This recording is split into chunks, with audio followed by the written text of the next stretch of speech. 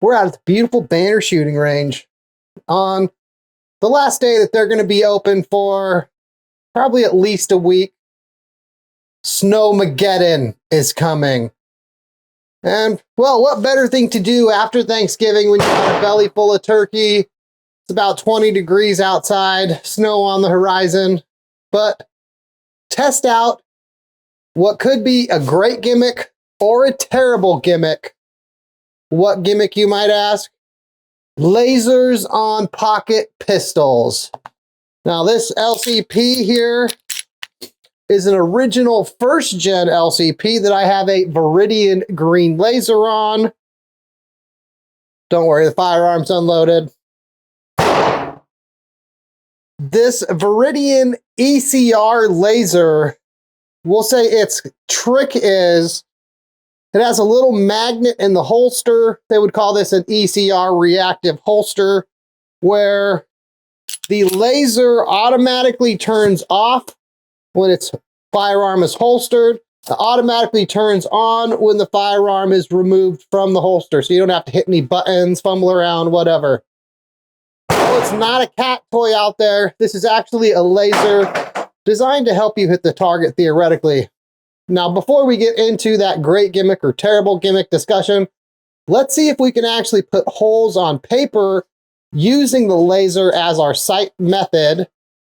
I put out a full-size silhouette to help put the hits in context of the target you would probably use this upon if you were forced to use it. So we have a full-size silhouette. We have 2 6-round magazines we'll shoot here today, loaded with the Winchester Range and Target 95 grain full metal jacket ammunition. For the first magazine, I'm going to shoot using just the laser as my sight method. For the second magazine, I'll use... This pistol technically has sights, but they're so small, I feel like they're stretching the bounds of what could be considered sights. So, second magazine, we'll use the sights on the firearm and see which one puts the, quote, prettier holes on paper today. Here we go.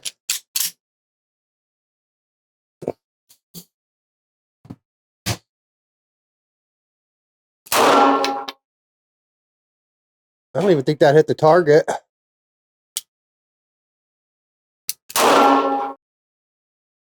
Yeah, I got to adjust my...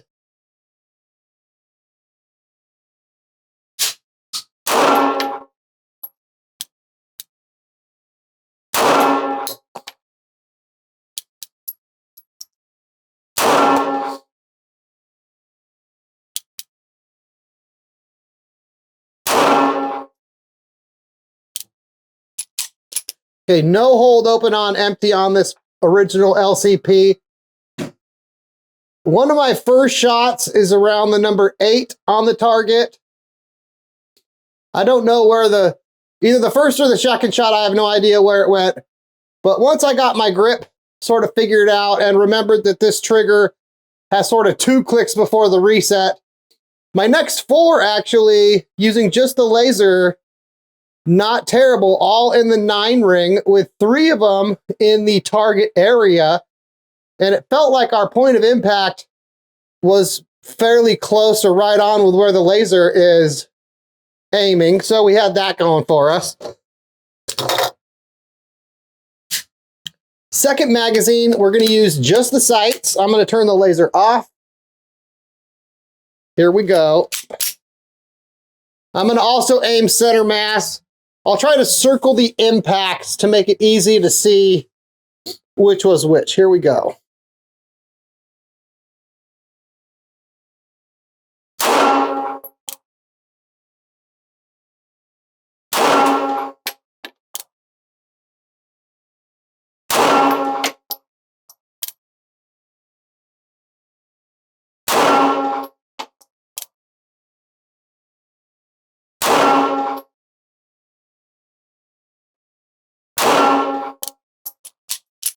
Okay.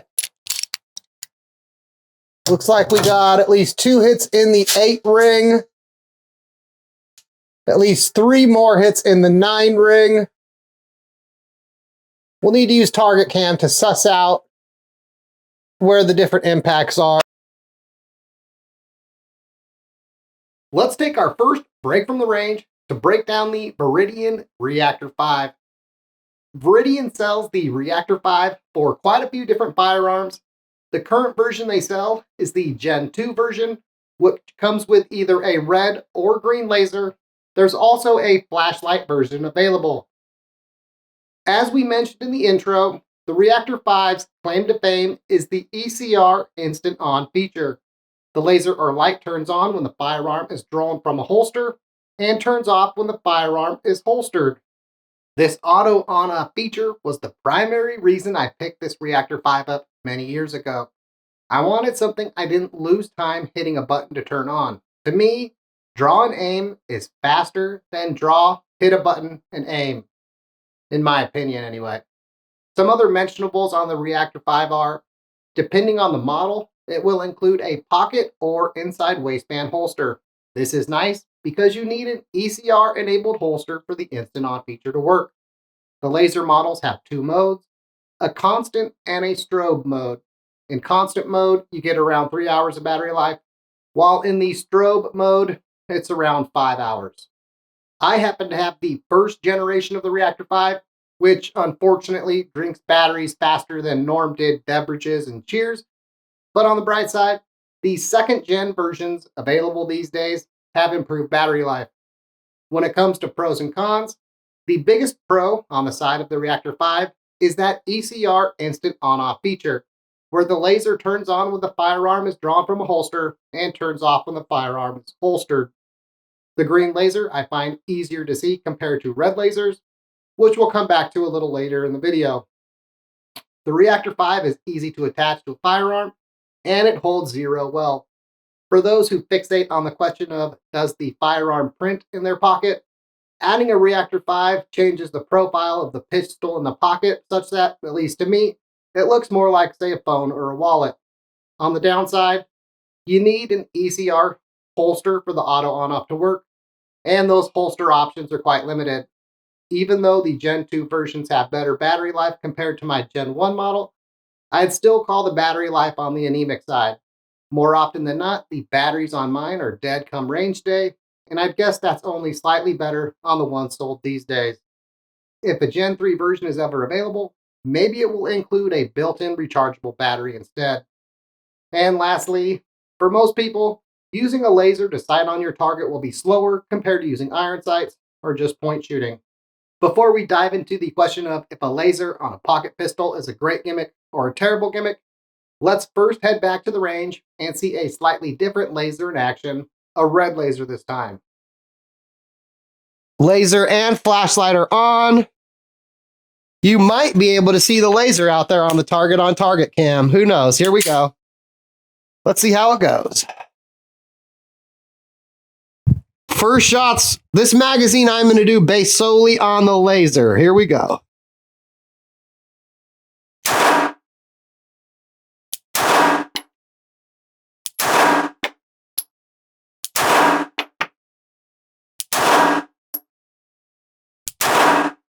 Okay, it's actually not bad.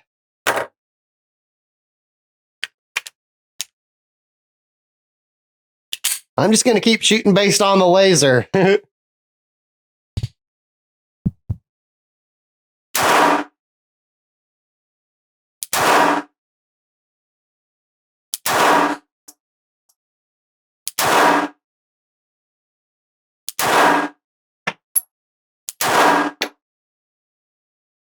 Those last few I did off the iron sights. Okay, light still works. Laser still works. Eagle-eyed viewers of the channel are going to recognize the Streamlight TLR-6 on our Glock from previous videos as the red laser participant in today's video. We probably put slightly prettier holes in paper using the G42, but the G42 has some advantages over the LCP that have nothing to do with the attachments. As far as the lasers are concerned, the green laser on our Viridian Reactor 5 I find to be brighter and easier to see in both daylight and night compared to the red laser on the TLR-6. Another big advantage of the Reactor 5 is that ECR Instant On feature. Not having to hit a button to turn it on and off is big, at least in my book. the TLR-6 does have the advantage of having both a laser and a light. Is that combo enough to one-up the Reactor 5? I'll let you be the judge. In my court, I prefer the option that is both easier to see and that automatically turns on when drawn from a holster, but that's just me. And now we're to the part we've all been waiting for, the polarizing question of if lasers on pocket pistols are great gimmicks or terrible gimmicks. In the past, I would have heavily leaned into the side of the argument, sure that lasers on pocket pistols were 100% a gimmick, but maybe we've had an epiphany. The crew has been struggling with a cataract that's affected their ability to see their iron sights, but the dot of a laser downrange, they can see much better. So while I find iron sights to be easy to see and faster to acquire my target, in the situation where you can't see your irons, but you can see a laser, you'd probably feel otherwise. Another minor advantage of a laser is when practicing your movie shooting from the hip. Some people are movie shooting from the hip like they're action movie stars, but I'm not one of those people. Without a spotter, I shoot from the hip high and to the left, and I miss 100% of my shots. With a laser, I can actually hit the target, which allows me to work on correcting my aim point.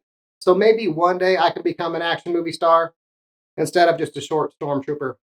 So all in all, while I still lean a little towards lasers on pocket pistols being terrible gimmicks, I do think there are some limited situations where they land in the great gimmick zone. But what are your thoughts on lasers on pocket pistols? Do you think they're purely a gimmick? Maybe something only for looking cool and annoying your cat? Or do you have an argument for them being more useful than useless? Let us know in the comments. And anyway, that seems like the perfect spot to end today's video. If you enjoyed the presentation, like it, share it with your friends and family. Those things are free, and it really helps the channel greatly. If you didn't enjoy today's video, go ahead and like it anyway. No one's going to know, and it helps us out a lot. Fred and I really appreciate you getting this far. Thanks for watching, and as always, have a nice day. What you got there? You showing off with the porcachoo that you stole from your mother? Frederick's porcachoo? Oh, you got it.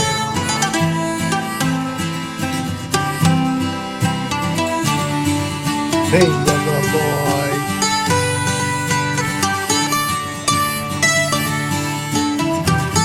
Frederick's porcachoo. Brought to you by Zen. What you got there? I don't think you got it. Oh, you got it, huh? Ready, oh, dead. Organized defender of the free world. The stealer of his brother's juice.